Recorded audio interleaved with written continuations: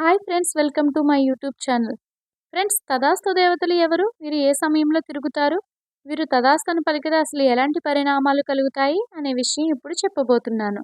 Friends, వీడియోని skip చేయకుండా last వరకు అయితే మీరు చూడండి. ఫ్రెండ్స్, వీడియో అయితే చాలా చాలా ఇంట్రెస్టింగ్గా ఉంటుంది. మన పెద్దలు ఎన్నో విషయాల్లో మనల్ని జాగ్రత్తగా ఆచితూచి మాట్లాడాలని హెచ్చరిస్తూ ఉంటారు కదా. ముఖ్యంగా మాట్లాడేటప్పుడు జాగ్రత్తగా అమంగళకరమైన మాటలు ఎప్పుడూ అనకూడదు. ఒకవేళ మన నోటి నుంచి చెడు మాటలు వస్తే వెంటనే తదాస్తు దేవతలు వింటారని మన పెద్దవాళ్ళు చెబుతూనే ఉంటారు. మన పురాణాల ప్రకారం తదాస్తు అనే మాటకి అసలైన అర్థం ఏమిటంటే తదా ఆ ప్రకారంగా, అస్తు అంటే జరగాల్సిందే అని అర్థం. మనిషి ఏదైనా అనరాని మాటను పదే పదే అంటే తదాస్తు దేవతలు వెంటనే తదాస్తు అంటారు. సూర్యుని భార్య అయిన సంధ్యాదేవి తన భర్త వేడిని భరించలేక గుర్రం రూపంలోకి మారి కురుదేశం వెళ్తుంది. గుర్రం రూపంలో ఉన్న సంధ్యాదేవిని చూసి సూర్యుడు కూడా రూపాన్ని మార్చుకుని తన భార్య సంధ్యాదేవి దగ్గరికి వెళతాడు. ఇలా వారి కలయిక వల్ల పుట్టిన వారే అశ్విని కుమారులు. వీరు కవులలు. వీరు గుర్రపు ముఖాలను కలిగి ఉంటారు. వీరినే తదాస్తు దేవతలు, దేవత వైద్యులని అంటారు. వీరు ఎంతో వేగంగా ప్రయాణిస్తూ ఉంటారు. వీరు ప్రయాణించే మార్గంలో తదాస్తు అనుకుంటూ వేద మంత్రాలను జపిస్తూ ఉంటారు. యజ్ఞాలు యాగాలు జరిగే చోట వీరు ఎక్కువగా తిరుగుతూ ఉంటారు. ఎవరైనా సరే ఇతరుల మంచి కోరుకుంటే వీరు తదాస్తు అని అంటే అది ఖచ్చితంగా జరుగుతుందంట. అశ్విని కుమారులు ఒక చేత్తో ఆయుర్వేద గ్రంథాన్ని, మరో చేత్తో అభయహస్తాన్ని చూపిస్తూ తిరుగుతూ ఉంటారు. మన గురించి మనం ఏదైనా విషయం కోసం మాట్లాడుకుంటూ ఉంటే అది తదాస్తు దేవతలు తిరిగే సమయం అయితే అది వారు విని తదాస్తు అని దీవించేస్తారు. వీరు ముఖ్యంగా ఈవినింగ్ టైంలో తిరుగుతూ ఉంటారని మన పురాణాల్లో ఉంది ఫ్రెండ్స్. అందువల్ల ఈవినింగ్ టైమ్స్లో ఎవరితో అయినా మాట్లాడేటప్పుడు మనం చాలా జాగ్రత్తగా మాట్లాడాలి.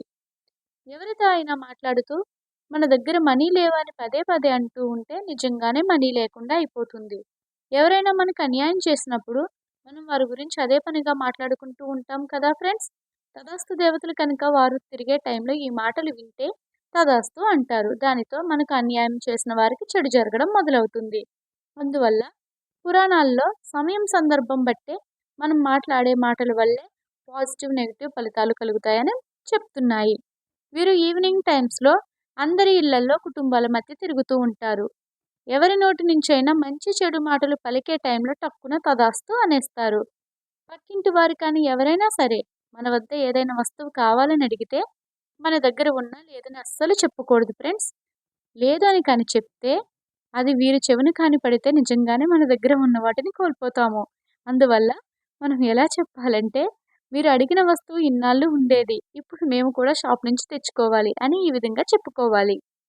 అలాగే ఎవరైనా అప్పు అడిగితే మనీ లేవని అనకుండా మీకు ఇచ్చే స్థాయికి మేము కూడా ఎదగాలని చెప్పండి ఫ్రెండ్స్. అప్పుడు తదాస్తు దేవతలు తదాస్తు అంటారు. దీనివల్ల మనం లేవు అనే మాట నుంచి తప్పించుకోవచ్చు.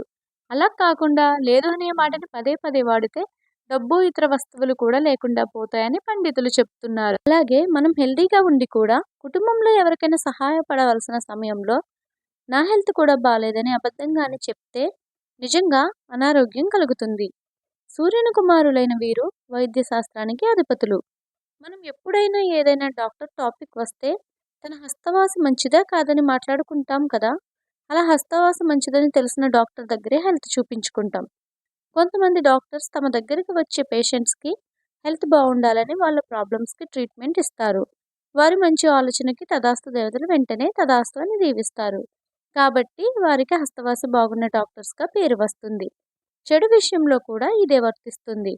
ఒకరికి చెడు జరగడం లేదా మనకి జరుగుతుందేమో అని భయపడడం వల్ల తదాస్తు దేవతల ప్రభావంతో అది ఫలిస్తుంది. అలాగే మనకి పీడకలలు వచ్చినా దేవుడికి కోరిన కోరికలు కూడా ఎదుటి వారికి అస్సలు చెప్పకూడదు ఫ్రెండ్. ఎందుకంటే తదాస్తు దేవతలు ఎప్పుడు ఎక్కడ ఏ టైంలో తిరుగుతారో మనకు తెలియదు కదా.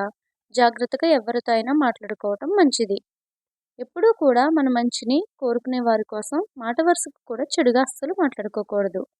ఫ్రెండ్స్, మీకు కనుక నా వీడియో నచ్చితే please like, share and subscribe.